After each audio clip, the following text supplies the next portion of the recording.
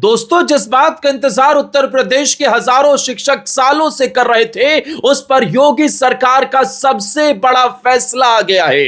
69,000 शिक्षक भर्ती मामले में योगी आदित्यनाथ का यह गेम चेंजिंग मूव अब विपक्षियों की हालत खराब कर रहा है। योगी आदित्यनाथ की सरकार ने साफ कर दिया कि ना पहले से नौकरी कर रहे शिक्षकों को निकाला जाएगा और जिन लोगों ने अपनी नौकरी को लेकर प्रदर्शन किया उन लोगों के लिए भी सबसे बड़ी खबर आ गई है। अब इस रिपोर्ट को पूरा देखना कि सुप्रीम कोर्ट की चौखट पर पहुंचा यह मामला, जिसमें योगी सरकार ने अपने हलफनामे में क्या कहा है, पहले से नौकरी कर रहे शिक्षकों को नहीं हटाने की बात रखी है, तो आखिर किसे और कैसे मौका मिलेगा, यह पूरी बात इस रिपोर्ट में समझिए। किसी की नौकरी ना जाए और किसी योग्य उम्मीदवार का हक भी ना मारा जाए, इसी फॉर्मूले के साथ सुप्रीम कोर्ट जब सरकार पहुंची तो हजारों परिवारों की नजर इस फैसले पर टिक गई है। दोस्तों, उत्तर प्रदेश के अंदर 2020 से ही 69,000 शिक्षक भर्ती मामला कहीं ना कहीं सुर्खियों में रहा। कई सालों का यह इंतजार, अदालतों के चक्कर लगाए गए, नौकरी जाने का डर रहा और नियुक्ति की उम्मीद में बैठे हजारों चेहरों के लिए अब राहत की खबर आ गई है। क्योंकि उत्तर प्रदेश के 69,000 शिक्षक भर्ती में एक तरफ वो शिक्षक हैं जो सालों से स्कूलों में बच्चों को पढ़ा रहे हैं, तो दूसरी तरफ वो अभ्यर्थी हैं जो अपने हक की लड़ाई लड़ते हुए नियुक्ति का इंतजार कर रहे हैं। दोस्तों, इस पूरे मामले में योगी सरकार का कौन सा फॉर्मूला अब गेम चेंजिंग साबित हो रहा है? उत्तर प्रदेश की सरकार ने सुप्रीम कोर्ट में ऐसा क्या कह दिया जिसकी वजह से उत्तर प्रदेश के हजारों परिवार, वो शिक्षक जो नौकरी कर रहे थे उनकी भी नौकरी बच गई और जो प्रदर्शन कर रहे थे उनकी भी नौकरी का रास्ता साफ हो गया। इस रिपोर्ट में आपको आगे बताते हैं, लेकिन पहले समझ लीजिए ये पूरी टाइमलाइन कि अब तक इस पूरे मामले में क्या हुआ। जनवरी 2019 से 2020 में कट ऑफ और आंसर की का बवाल बढ़ा, मामला कोर्ट पहुंच गया। 2020 में 67,867 लोगों को ज्वाइनिंग मिली, लेकिन हजारों हकदार बाहर रह गए।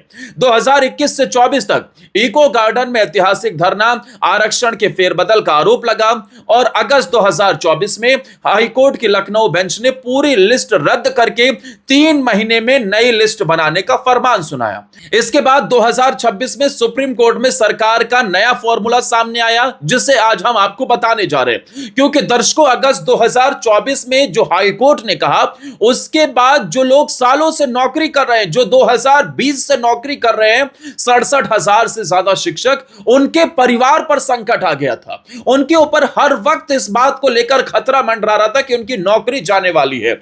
लोग परेशान थे, परिवार के डिप्रेशन में था, लेकिन योगी आदित्यनाथ ने किसी को निराश नहीं किया और योगी सरकार ने 69,000 शिक्षक भर्ती मामले में वो कदम उठा लिया है जो उत्तर प्रदेश ही नहीं, देश में पहले कभी नहीं हुआ है।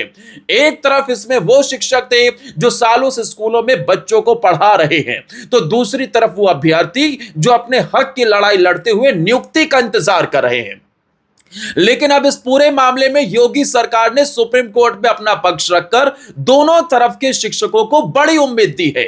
सरकार की तरफ से कोर्ट में दाखिल हलफनामे में कहा गया है कि पहले से नौकरी कर रहे शिक्षकों की नौकरी बचाने की कोशिश की जाएगी। ध्यान रखिए, इसे ध्यान से सुनिए, यह 69,000 सिर्फ शिक्षकों का मामला नहीं है, यह उनके परिवारों का भी मामला है। यह उत्तर प्रदेश के अंदर शिक्षक भर्ती को लेकर एक बहुत बड़ा मामला है। इसे समझिए, पहले से नौकरी कर रहे शिक्षकों की नौकरी बचाने की कोशिश की जाएगी और संशोधित मेरिट में योग्य पाए जाने वाले अभ्यर्थियों को खाली पदों पर नियुक्ति देने का रास्ता निकाला जाएगा। यानी कि एक तरफ वो लोग जो नौकरी पहले से कर रहे हैं उनकी नौकरी बची रहे और दूसरी तरफ वो लोग जिनका नए मेरिट में योग्य पाए जाने पर उनका नाम सामने आया है, उनके लिए भी जो खाली पड़ी सीटें हैं, जो खाली पद हैं, उन्हें उसमें एडजस्ट किया जाए। योगी सरकार का यह फॉर्मूला साफ दिखाई दे रहा है कि जो स्कूल में नौकरी कर रहे हैं उनकी नौकरी पर भी संकट ना आए और जिनका हक बनता है उन्हें भी मौका मिले। हालांकि आखिरी फैसला सुप्रीम कोर्ट को करना है, लेकिन सरकार के इस रुख के बाद हजारों शिक्षकों और अभ्यर्थियों की नजर अब अदालत पर टिक गई है। दरअसल 69,000 सहायक शिक्षक भर्ती का मामला उत्तर प्रदेश के अंदर पिछले कई सालों से लगातार चर्चा में है। कभी मेरिट को लेकर सवाल उठता है, कभी आरक्षण को लेकर लड़ाई हुई और मामला हाई कोर्ट से होता हुआ सुप्रीम कोर्ट तक पहुंच गया। इस बीच सबसे बड़ी चिंता उन हजारों शिक्षकों की थी जो भर्ती के बाद स्कूलों में नौकरी कर रहे।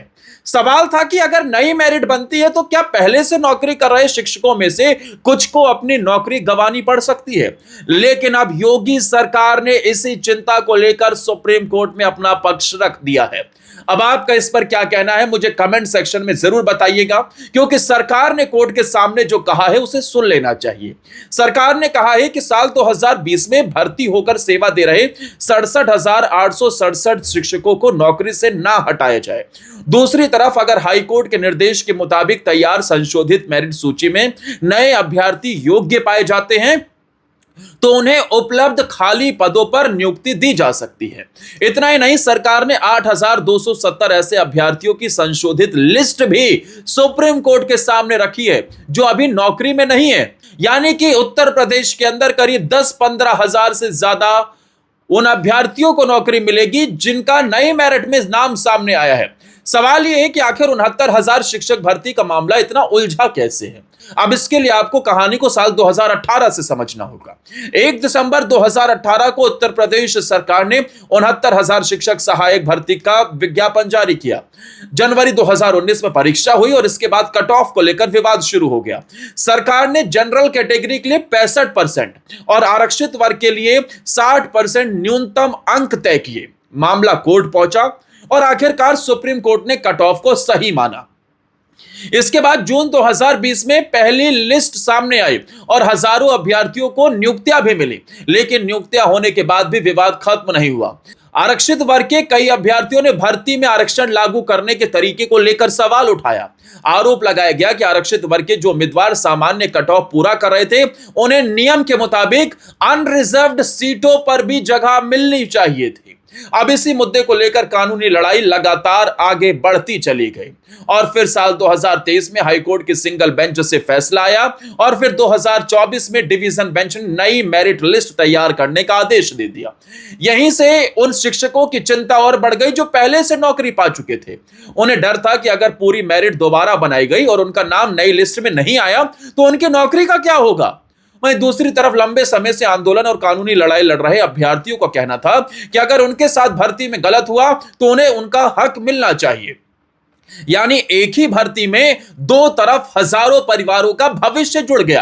अब इसी मुश्किल के बीच योगी सरकार का ताजा हलफनामा बेहद अहम हो गया है, क्योंकि उत्तर प्रदेश के अंदर हजारों शिक्षकों की भर्ती के मामले में विपक्ष और अखिलेश यादव इस पर सियासत करने चले थे।